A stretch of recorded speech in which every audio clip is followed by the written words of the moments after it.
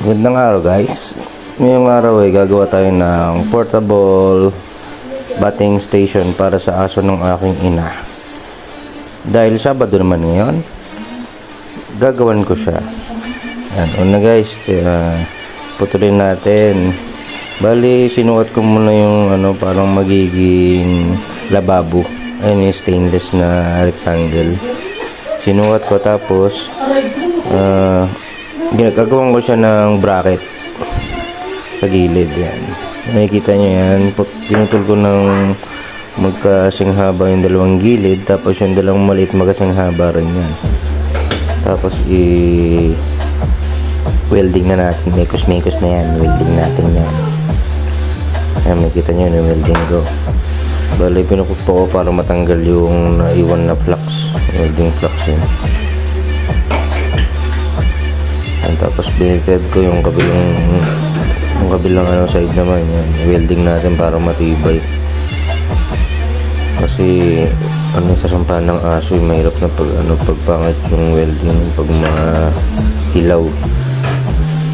Matatanggal din, kaya inulit-ulit ko yan hanggang talagang dumikit na yung bakal sa bakal.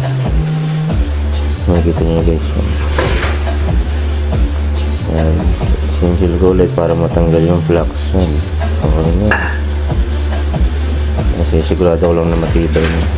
Guys, okay, sakto naman. Tapos sunod guys, ang gagawin natin ay yung footings nya. Ayan, sinukat ko yung footings, yung gaano kataas. Kasi kaya ako ginawa ng aking ina dahil nahihirapan na siyang magpaligo ng aso sa CR. Kasi nakaupo lang siya, nangangalay yung likod niya. Kaya ngayon ginawan ko siya ng portable bathing station. Ay, bali yun yung magiging haligi ng mga paa natin. Yung guys, makikita nyo welding na natin. Bali sinukat ko yan din sa kung gaano ka laki yung bracket na ginawa ko ng una. Yan, welding na natin ulit.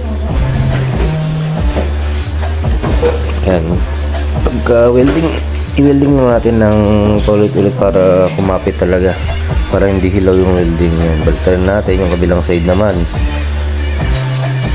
Yan,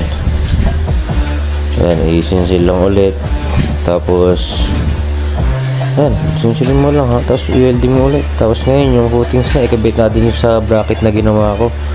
Yan, makikita mo yung unang paa nakabit ko na, tapos yung pangalawang paa na ngayon. So after nyan, i-fast forward na natin. Pag nakabit ko na yung apat na paa, papakita ko na sa inyo yung pinaka final na nagawa ko. Ang bali yan, mo lang. Kaya dito sa dulo nahirapan ako, nasunog yung bakal. Well guys, ito na yung pinaka final product natin. So, pwede na, mekos na yan. Diba? Yan ang papaliguan ngayon ng aking ina yung mga aso niya. Guys, diba okay? Pwede na. Bale, yun na nga guys, ginamit na ng aking ina yung natapos nating product. Yan na, portable bathing station para sa kanya mga mahal na alagang aso. Diba? Pwede na. Guys, pa-follow and subscribe naman yung YouTube channel ko, King of Restoration. Salamat.